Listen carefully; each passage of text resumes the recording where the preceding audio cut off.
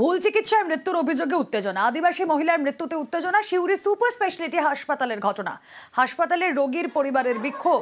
যে ছবি আপনাদের দেখাচ্ছি, ভুল চিকিৎসায় মৃত্যুর অভিযোগে উত্তেজনা, আদিবাসী মহিলার মৃত্যুতে উত্তেজনা, সিউড়ি সুপার স্পেশালিটি হাসপাতালের উত্তেজনা, হাসপাতালে রোগীর পরিবারের বিক্ষোভ। সুপ্রতিম প্রতিনিধি রয়েছেন আমাদের সঙ্গে। সুপ্রতিম, একদম দেখো, সেটা হচ্ছে যে বীরভূমের সিউড়ি সুপার স্পেশালিটি হাসপাতালের ঘটনা।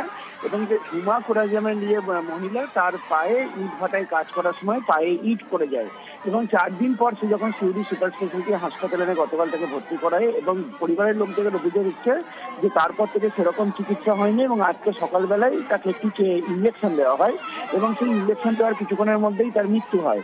এবং এতেই কিন্তু রোগীর পরিবারের বক্তব্য যে ভুল চিকিৎসা এবং ভুল ইঞ্জেকশন দেওয়া যায়, তার জেরেই কিন্তু তাদের রোগিনী মারা গেল। কারণ পায়ে ইট পড়ে গেলে একজন রোগিনী মারা যেতে পারে না, এরকমটাই তাদের অভিযোগ। এবং এরপরে কিন্তু স্থানীয় বাসিন্দা এবং আদিবাসী যারা রয়েছেন তারা কিন্তু হাসপাতালের মধ্যে ঢুকে যায়। একটা উত্তেজনাকর পরিস্থিতির সৃষ্টি হয় এবং সিউড়ি থানা পুলিশ তাদেরকে সঙ্গে সঙ্গে আটকে দেয় এবং যারা নার্স ছিল তাদেরকে সঙ্গে সঙ্গে সেখান থেকে স্থানান্তরিত করা হয়। যদিও পরে পুলিশ পরিস্থিতি নিয়ন্ত্রণে আনে এবং সুপার জানিয়েছে যে ঘটনার ময়নাতদন্ত করা হবে এবং তারপরে কিন্তু যদি কোনো গাফিলতি থাকে তার বিরুদ্ধে ব্যবস্থা নেওয়া হবে। ওকে।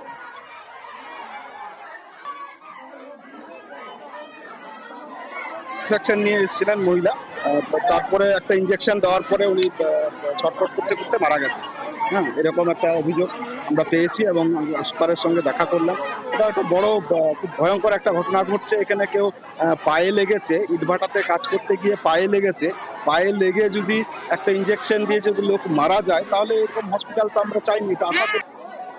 কালকে আমি রাত্রিবেলা 4 বার গেছি, দিদি মানে আমাদের হাতে পায়ে ধরছি, একটু ট্যাবলেট দেন, মেয়েটার আমার খানিক জ্বলনটা সহ্য হবে, কিন্তু আমাকে কেউ দেয় নাই। সকালবেলায় আমরা তো পোস্টমর্টম করবো বলে দিয়েছি। পোস্টমর্টম রিপোর্ট দেখি আমরা ইনভেস্টিগেশন টিম তৈরি করবো, তদন্ত করবো। তদন্ত করে যদি আমার কোনো ডাক্তার বা স্বাস্থ্যকর্মী যদি চিকিৎসা করবে অবশ্যই আমরা কন্টিনিউ করবো। হাসপাতাল মানে আমাদের যা ডাক্তার বা সিস্টার আছে সেই তুলনায় রোগীর সংখ্যা অনেক বেশি। ইসলামপুরে কংগ্রেস তৃণমূল হাতাহাতি, গাছ লাগানোকে কেন্দ্র করে ধাক্কাধাক্কি, মুর্শিদাবাদের ইসলামপুরে তুমুল উত্তেজনা, পরিস্থিতি নিয়ন্ত্রণে আনে পুলিশ। ইসলামপুরে কংগ্রেস তৃণমূল হাতাহাতি, গাছ লাগানোকে কেন্দ্র করে ধাক্কাধাক্কি, উত্তেজনা, মুর্শিদাবাদের ইসলামপুরে তুমুল উত্তেজনা। প্রণব প্রতিনিধি রয়েছেন আমাদের সঙ্গে। প্রণব, দেখো, ইসলামপুরে আজকে সকালবেলাতেই ইসলামপুরের যে ইন্ডিয়া স্ট্যাচু আছে সেখানে একটি দীর্ঘদিনের পুরাতন বকুল গাছ ছিল, সেই গাছটি মরে যায়। নতুন করে গাছ লাগানোর চেষ্টা করে কংগ্রেস কর্মীরা। আজকে সকালবেলাতে সেই ইন্ডিয়া নতুন করে বকুল গাছ লাগাতে গেলে তৃণমূল কর্মীদের সঙ্গে রীতিমতো না এবং তাকে ঘিরে রীতিমতো ভাবে চাঞ্চল্য শুরু হয়ে যায়। এই পরিস্থিতি নিয়ন্ত্রণে আনতে বেশ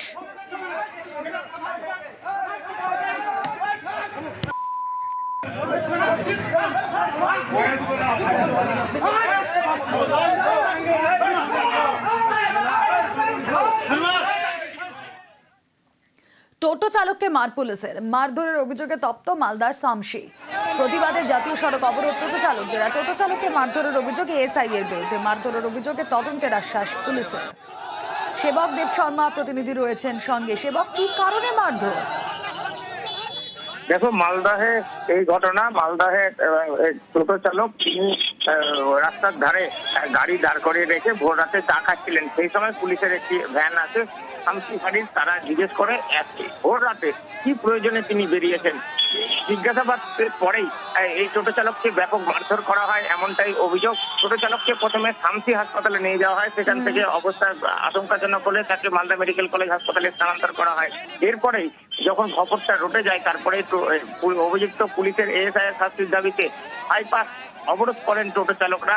অন্তত 2 ঘন্টা ধরে অবরোধ চলে, ব্যাপক যানজট তৈরি হয়। বাড়তি পুলিশ বাহিনী গিয়ে পরিস্থিতি সামাল দেয়।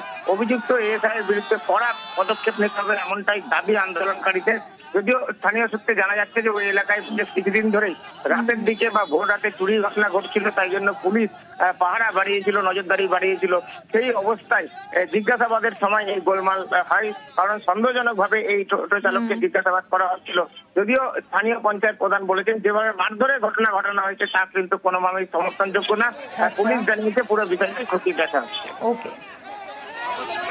মেন রোডে আসার সময় ওই বাড়ির ওখান থেকে গুলি থেকে গাড়ি নিয়ে এসে একবারে মেন রোডে লাগিয়ে দিয়ে আইসি চালু করে দেখে মারতে। আমি বলি যে স্যার আপনার গাড়ি চালায়, আমি কালও আমাকে পাঠাই, গাড়িতে মাঝে মাঝে ডিউটি করি, আমাদের মারতে মারতে কিচ্ছু বলিনি।